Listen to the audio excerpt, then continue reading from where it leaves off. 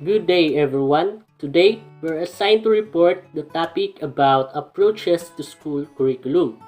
And for the learning objectives, at the end of this lesson, we're able to describe the different approaches to school curriculum. Second, explain by examples how the approaches clarify the definition of curriculum. And lastly, reflect on how the three approaches interrelate with each other.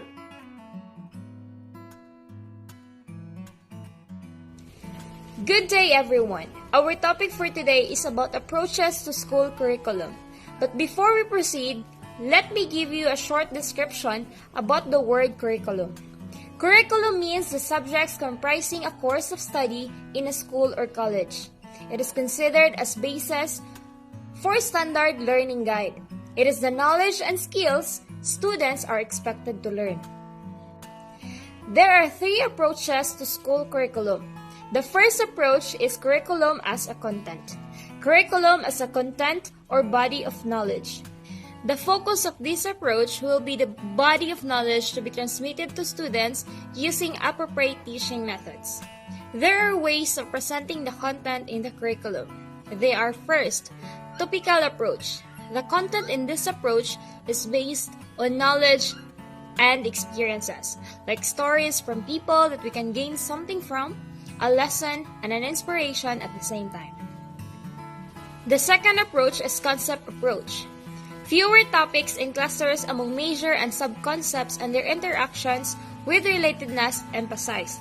It means moving away from subject-specific content and instead emphasizes big ideas that span multiple areas or disciplines. The third approach is thematic approach. Combination of concepts that develop conceptual structures. It is a way of teaching and learning where many areas of the curriculum are connected together and integrated with a theme. So from the word itself, thematic. Fourth and the last approach. This approach leads to complete units of instruction. It is an emerging trend, educational thinking that shifts traditional method of instruction to an outcome learning paradigm. After the different ways of presenting the curriculum as a content, here are the criteria for selection of content according to Schiffer 1970 in Bilbao 2009. They are significance, validity, utility, learnability, feasibility, and interest. Next, we have here the guide in the selection of the content in the curriculum. First, commonly used in the daily life. Presenting a curriculum that cannot be used in the daily lives of students will be a waste. Like, what for it ba? Second, appropriate to the maturity levels and abilities of the learners. So the institution should consider the abilities of the learners kay maglisod man og cope up kung ang first year level tagaan nimo activities nga for third year level na. The curriculum should match the level the students are in. If they do not follow, learners will not be cooperative enough knowing the content is not on their level. Third, valuable meeting the needs and competencies of the future career. So during our senior high years, we were given a chance to choose a track that will fit for a future career. And each track has a curriculum that will meet the needs and competencies of our dream profession or the profession that we want to pursue. As for me, I took the general academics strand because it has always been a dream of mine to become an educator. So, everything is connected. Fourth, related to other subject fields or discipline for complementation and integration. And the last, important in transfer of learning to other disciplines. Now let us proceed to the basic principles of curriculum content in 1952. Palma proposed the principle basic as in BASIC as a guide in addressing content in the curriculum. B stands for balance. Content should be fairly distributed in depth and breadth. So from the word itself, balance, fairly distributed. A for articulation. As the content complexity across the same educational levels, vertically or horizontally across the same discipline, smooth or bridging should be provided. S for sequence. The logical arrangement of the content refers to the sequence or order. So kung maghatag og curriculum activities sa mga estudyante, so dapat in a chronological order dyan na siya. Kaya di man pwede og when it comes to planting, mag-una ka sa harvesting. So arjo ka mag-una kung saan pagtanom, ways, kung saan pag-amping sa imong tanom para maka-harvest ka. So it should be in order. Next, I for integration. Content in the curriculum does not stand alone or in isolation. It has some ways of relatedness or connectedness to other contents. So, ang activities nga imong gihatag is dili lang siya ma-apply into just one. So, pwede siya sa lain. So, na connection or relatedness ang contents nga imong or ang curriculum nga imong ihatag. Next is C for continuity. Content when viewed as curriculum should continuously flow as it is before to where it is now and where it will be in the future. So same sa hangihatag nga example lately bahin sa course or track na imong gikuha. So from GAS now taking an educational course to being an educator in the future. So everything is connected. And that would be all for my part about this topic. Thank you. Good day everyone, I am Sergio C. Conera, and now let's move on to the second way of approaching a curriculum. The second way of approaching a curriculum is a curriculum as a process. Curriculum as a process is seen as a scheme about the practice of teaching. The process of teaching and learning becomes the central concern of teacher to emphasize critical thinking, meaning making, and hands-on doing, and many other. So, meaning in process di ay, ang central concern sa mga teacher is ang teaching and learning.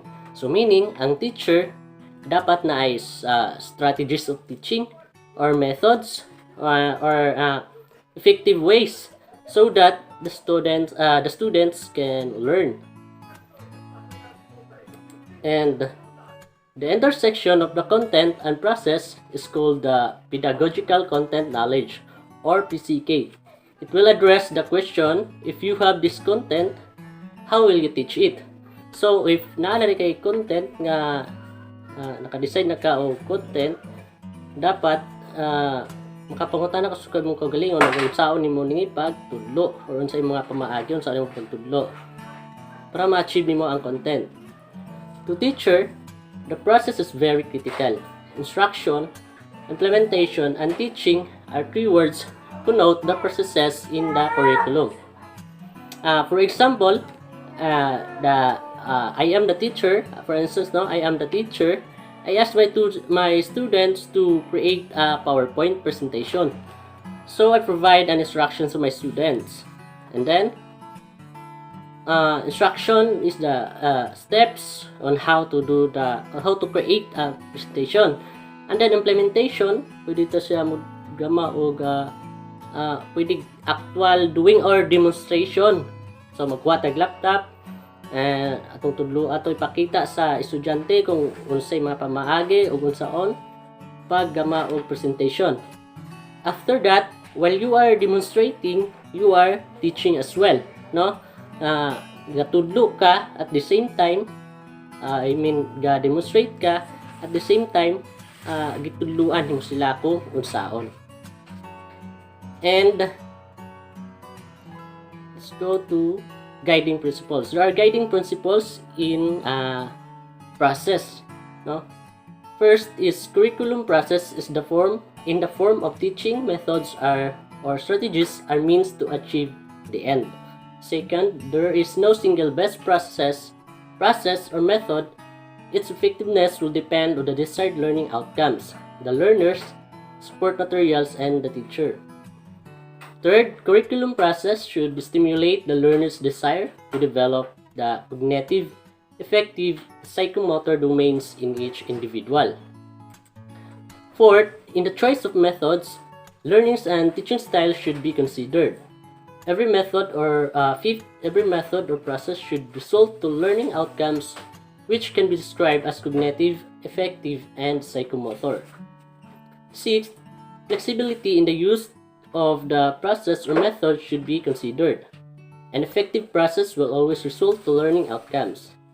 And lastly, both teaching and learning are the two important processes in the implementation of the curriculum. So, mara to. And now, let's go to the last way of approaching a curriculum, which is curriculum as a product.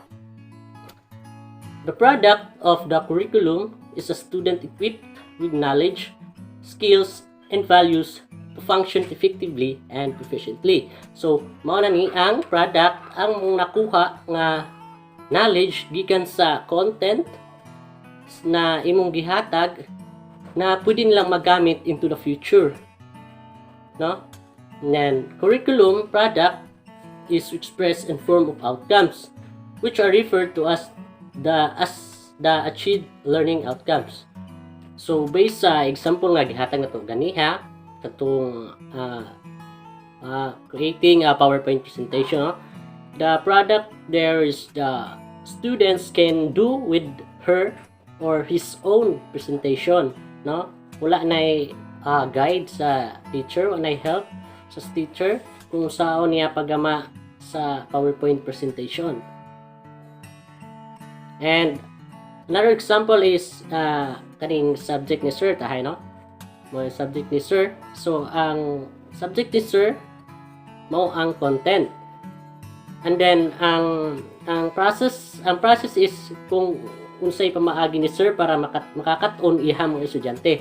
Mao ang discussion, reportings, self-assessment, unsa pa learning activities. Mao nay pamaagi ni sir aron naatay makatunan. Then ang product adto is ang knowledge nga nakuha nato or learnings nga nakuha nato gikan sa iyang subject na pwede natong magamit into the future or into our future career. No? To summarize, the three ways of approaching a curriculum interrelate each other because the curriculum links to the content. While content provide materials on what to teach, the process provide a curriculum on how to teach the content. When accomplished, the process results to a various curriculum experiences to the students. And if it is used effectively and efficiently, the desired learning of the students will achieve, and it is the product. However, if the content is not articulate and not organized process, the desired learning of the students may not achieve. That's all, and thank you. Hope you've learned, and God bless.